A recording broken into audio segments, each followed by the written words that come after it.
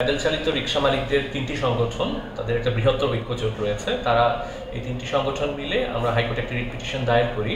আমাদের হাইকোর্টে প্রেয়ার ছিল যে এই সাম্প্রতিক গত ৩ মাসে ঢাকা মহানগরী এলাকায় ব্যাটারি চালিত রিক্সা যেভাবে মহানগরের মূল সড়কগুলোতে চলাচল করছে, এটি জনজীবন বিপন্ন করছে এবং তারা খুব দ্রুত গতিতে এই রিক্সাগুলো চালাচ্ছে, যার ফলে নিয়মিত সড়কে দুর্ঘটনা ঘটছে।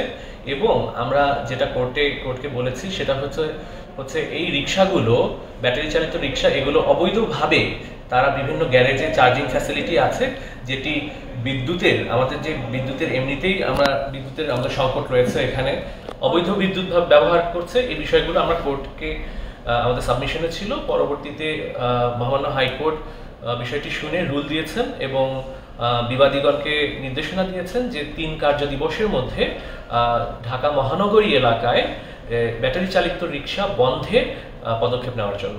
মাঠের অলরাউন্ডার আমি, আর ঘরের অলরাউন্ডার টাইলক্স।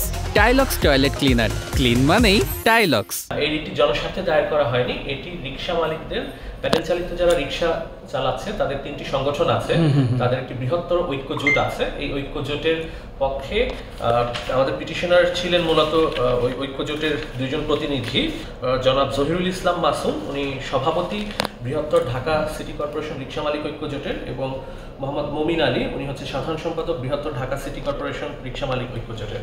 ওনাদের ২ জনের পক্ষে আমরা রিটটা দায়ের করেছি।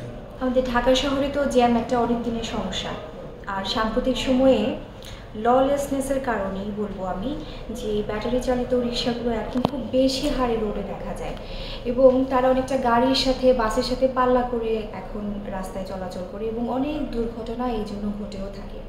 তাছাড়া একটা ব্যাপক সমস্যা আমাদের দেশে বিদ্যুতের একটা তো রয়েছেই, আর এখন এই অতিরিক্ত বিদ্যুতের চাপ তারা তৈরি করছে তাদের গাড়িগুলোকে চার্জ দিয়ে দিয়ে।